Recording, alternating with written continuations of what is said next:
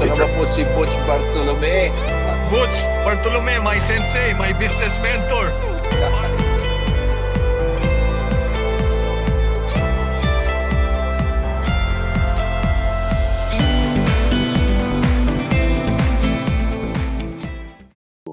So, mabalik naman tayo dun sa magiging entrepreneur mo. Ikaw ay from the chef. Ikaw ay nasa social media. Naku, eto mga kaibigan, parati po itong si ano ba pangalan mo sa social media, Darren? At para masundan ka. Okay, sa Facebook, it's Darren G. It's a Yummy Day. Tapos sa TikTok, Darren G. It's a Yummy Day. And IG, Darren G. Lifestyle Guru. Yan, no? Susundan nyo han, ha? Kasi why did you enter naman the social media highway, Darren? Grabe. Mukhang from the millennial to the Gen Z scenery. What's the value of social media now to you? Siguro, Sir Butch, bago ako pumasok dun sa ginagawa ko ngayon, I've been doing food content creation for the last 18 months. And Good. it was a decision talaga na because I also run a team no sa insurance sa AXA. And kailangan siyempre ituturo din natin sa mga tao kung paano gamitin ang social media to your advantage. And nasa sales tayo. So ang labanan ngayon kasi is kung sino yung nakikita ng tao, top of mind. And then also you have to adapt. You have to adapt talaga no especially after the pandemic talagang social media na people consume social media more than they read books and they watch TV and that nasa cellphone 6 hours average watch time every day. Kailangan nandun tayo kasi kung wala mawawala tayo. Hindi nila tayo maaalala hindi lang naman tayo nasa negosyo na yan. There are a lot of competitors as well. And looking at sabi mo nga, millennial Gen Z, konting-konti lang ang nasa edad ko. Gen X ako Diba? 48 ako, Sir Butch. Dun sa larangan na yun, sa edad na yun, sa age group na yun, konting-konti lang kami. Diba? Konting-konti lang tayo, Sir Butch. Thank you, Diba? Okay. So, sabi ko, kailangan mag-aral.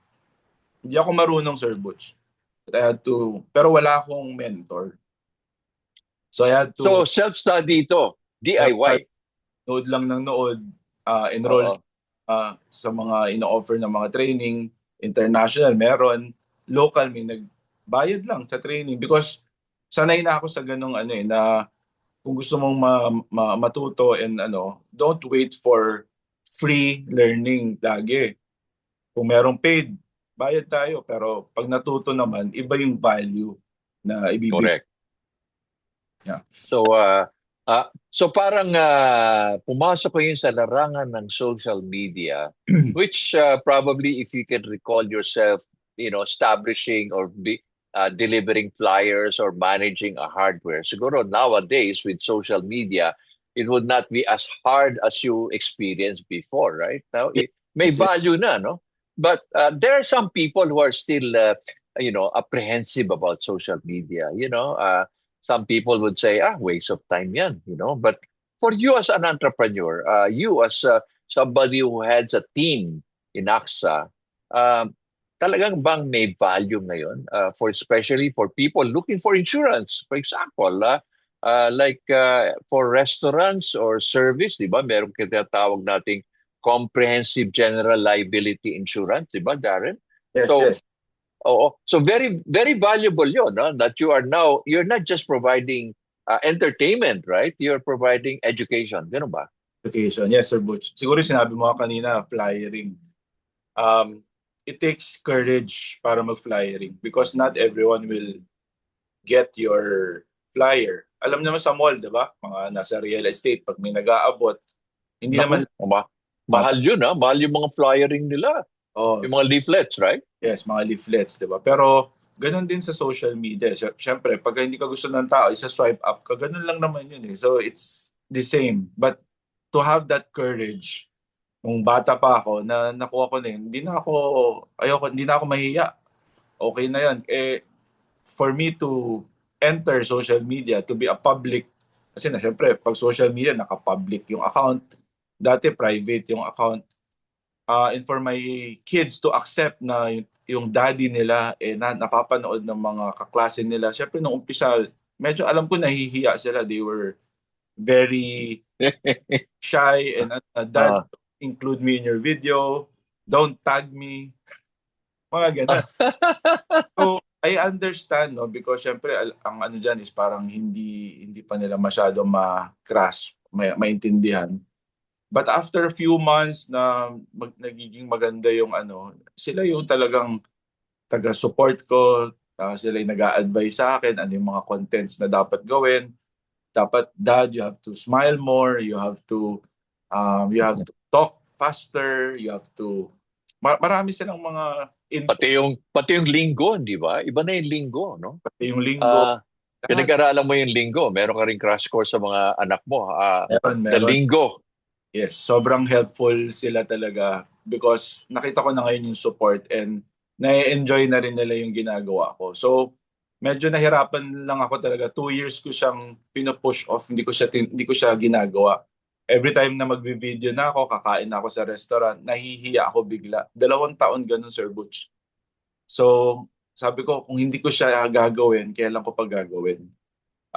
Or other people will do it. I Diba? believe naman ganun. dito sa social media, meron at merong gagawa. Pero in terms of competition and all, I don't want to consider them as a competitor. Yeah. For me is collaboration lang yan eh. Pero ang competitor talaga natin sarili. Pag hindi mo yan Correct. ikaw kalaban mo sarili mo. If you don't go out there and sell and meet your clients and all, same thing sa sales ganun eh. So yun nga yung gusto kong ituro din sa mga nasa sales na pag hindi mo yan gagawin, somebody will do it and somebody will get the market. Yung prospect mo, prospect din ng iba yan. Hindi yan exclusive sa iyo. So if the every single day you delay is an opportunity loss.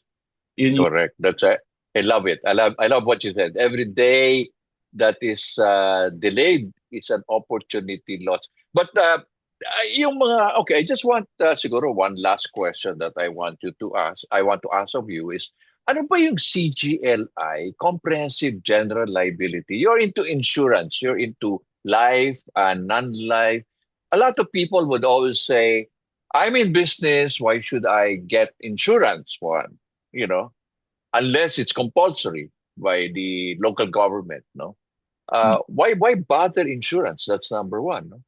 Number two is, ano ba yung CGLI na tinatawag na yan? Comprehensive General Liability Insurance. So, ano ba talaga? What can you say, Jaren? Okay. In terms of insurance, syempre, on a general note, ang insurance kasi it's something that replaces something that can be lost. No, yung pwedeng mawala para meron kang funds para maibalik so you can replenish, you can replace it. So with your question, Sir Butch, every business kailangan natin, no? Kailangan meron tayong comprehensive general liability because meron tayong mga customers, meron tayong kapitbahay. Okay? And merong liability kung merong nangyari sa kapitbahay natin, sa customers natin. So we need insurance to cover that kasi for example, restaurant, ito yung alam ko, restaurant. Okay, merong kumain, merong na food poison, 'di ba? Mga ganyan. Syempre, ma-hospitalize yan. May downtime yan, di makakapasok sa work. So may mga kailangan... Opportunity loss, di ba? Oo. May opportunity loss sila. Hindi tayo. Mawala tayo ng customer, yun. Pero sila, hindi sila makakapasok, wala silang sweldo. Then we have to compensate and all. And I think, Sir Butch, hindi lang sa comprehensive general, yung general insurance, kailangan din siyempre isipin na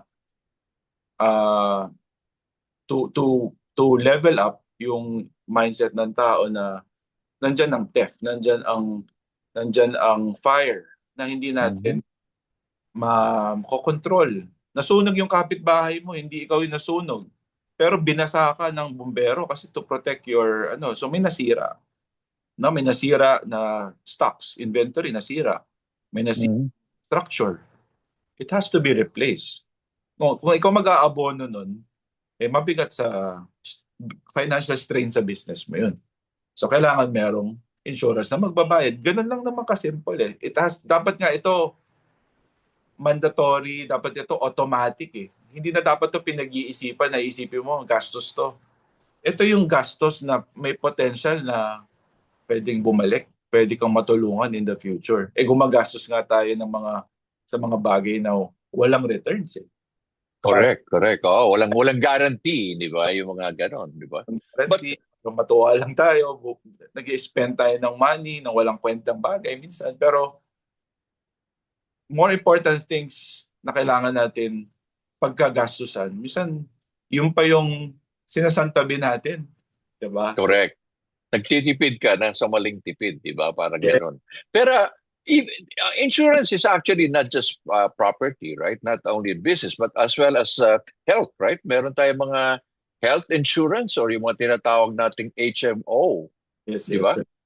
So, Sa yeah, HM, lalo na no after the pandemic, mas naintindihan ng tao talaga yung value of having medical insurance. And of course, our government, may PhilHealth naman tayo, pero the government can only extend very, very little to us in terms mm, of sa gastusin. Malaki pa rin yung out of pocket natin. So, mm, ang importante dyan, that's why insurance companies are trying to come up with more superior insurance products para ma-address yung ano yung nangyayari ngayon sa ating situation natin, no? Not only locally but globally. So mm. that's why siguro share ko lang, Sir Boots, kung familiar ng tao sa HMO, HMO is good. It's a good benefit. If you're employed, if you're in corporate, then it's a good benefit. Siyempre, not everyone naman are employed. Some are doing business. Siyempre, may sarili ka rin na kailangan isipin. So matagal na to, Sir Butch. 9, 10 years ago, we launched a global medical insurance na you can use this to go treatment abroad. Sa Singapore, pwede kang magpagamot. 100 million every year ang coverage. So hindi ka limited kasi ang HMO hanggang 100,000, 200. After that, you're on your own ulit eh. So Correct. medyo hilaw lang ng konti or hilaw for me because ang medical cost ngayon ang taas na eh. So Oh yeah, bawal, 'di ba sabi nga natin Darren, bawal magkasakit, bawal 'di ba? Yung nga, 'di ba? Mahal, mahal, no? I mean, mahal me, magkasakit. yung That's yung why, gamot lang. Okay, yung gamot. Pero Darren, there is I've some friends who say, bakit ba ang mga insurance ay may limitation hanggang age 65? Paano naman kung 70 na? I mean, that's the time when a lot of sickness develop. Ano ba nakikita mo diyan o ano ba mapapayo mo for our viewers? tama yan, Sir Butch, dahil nga, siyempre, the older you are, the higher the risk, no? The higher the risk. Since insurance is still a business. Insurance is not charity. Correct. Negosyo pa rin yan. So that's why may mga actuarial tayo, kino-compute nila yan kung ano ang chances or probability or statistics ng isang tao at a certain age na pwedeng magkasakit or pwedeng mamatay or pwedeng maaksidente. Yun lang naman eh. Anong type of occupation, lahat binabasihan yan. Inaaral yan. May course sa college yan, actuarial science. Inaaral nila yan. Ngayon, dahil sabi ko kanina, nag-evolve din ng insurance, tulad nung nabanggit ko sa yung isang yung medical plan na sinasabi ko sa inyo, this one covers until age 100 na. Wala na tayong hanggang 65. We cover until Oh, death. wow, 100 Uh, mukhang yeah, because the lifespan of a lot of people I've seen lumalampas na ng 85, 90 no? Yeah. so yun yung, pero Wow. mas mataas ang premium nun, Sir Butch. Risk pa rin ang tinitingnan natin, no? Health Oo. and lifestyle, BMI, lahat yan ina-assess yan, may underwriting yan. Correct, correct. Wow, I won't prolong your I'm sure eto po si Darren ay so busy. I have to catch him so many times before he agreed to this interview. But again, Darren, tell Yeah. us where can they find you? Where can you find me? I'm in social media naman. Nabanggit ko kanina, ulitin ko lang, my Facebook, Darren G, right? Facebook, Darren G. RNG, It's a Yummy Day. Sa TikTok, yun din ang pangalan. And sa Instagram, Darren G Lifestyle Guru. Lifestyle Guru PH. So, What about insurance? Baka may mga nagtatanong dyan. Like sinabi mo yung global, yes, sinabi mo yung 100 years. Saan ka ba makukontakt? Pwede rin ba sa social media? yes, you can send me a direct message para at least we can discuss, and kung makakatulong, yun naman ang gusto natin mangyari. Kasi Sir Butch, siguro final lang, kailangan namin talagang i-advocate talaga pa rin ang insurance, because I think this is one of the industry na pwedeng makatulong, makaangat ng buhay ng mga Pilipino, mas mabawasan ng mga malulubog sa utang, yung mga mauubos yung mga hard-earned money because of isang medical emergency, isang medical illness lang. Millions na talaga ngayon, walang biro. Kaya I think this is something na people should really understand, na bakit kailangan natin magbayad ng premium for us to have a more secured and yung future natin hindi masayang yung mga pinaghirapan. So, yun. Correct. Sir Butch, for this. Ayan, ako, ayan. Ladies and gentlemen, you heard the guru. Alam mo, ito guru rin to no? I mean, tinatawag ko ito because I've known him for so many years. But again, ladies and gentlemen, if you really love this interview, share it with your friends. Get in touch with Darren. Again, it's Kong Hifa Choi, I mean, sabi nila, Sunday. So, start the year right, no? February 22, 2026. Sabi nga natin, Year of the Horse. The more you should gallop, di ba? And you should be strong. Kumbaga, ilang horsepower ang kailangan mo, di ba? So, again, Darren, thank you very much for this opportunity. Very much. Again, Kong Hifa Choi. Okay, Thank you. Thank you. Bye-bye. Bye. Sa likod ng tagumpay ni Darren ay ang sipag, disiplina at patuloy na pag-aaral. Isang inspirasyon para sa susunod na henerasyon ng mga negosyante. Ayan. Ito naman po si Butch Bartolome. Butch Bartolome, my sensei, my business mentor.